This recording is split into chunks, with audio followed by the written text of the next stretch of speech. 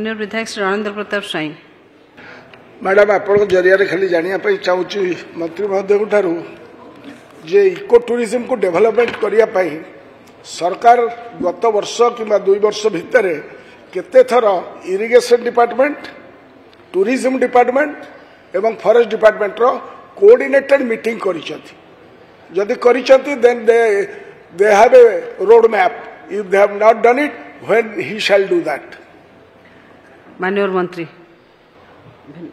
योजना अच्छी बहुत जगह सब आमर फॉरेस्ट डिपार्टमेंट और इरिगेशन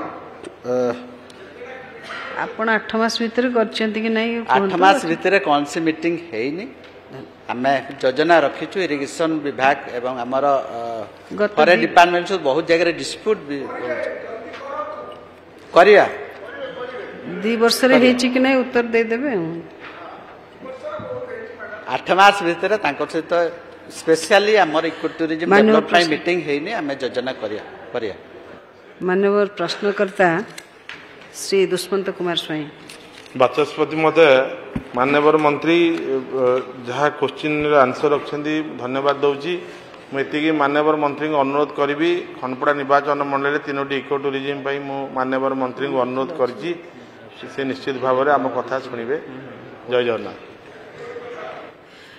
394 मान को अनुरोध करी आमर 53टा राज्य रे जो इको टूरिज्म प्लेसेस अच्छी ता बाद जदि अच्छी से भाया टेक्निकल फिजिबिलिटी अधिक पर्यटक जदि आसुथिबे निश्चित भाव में विचार को निया।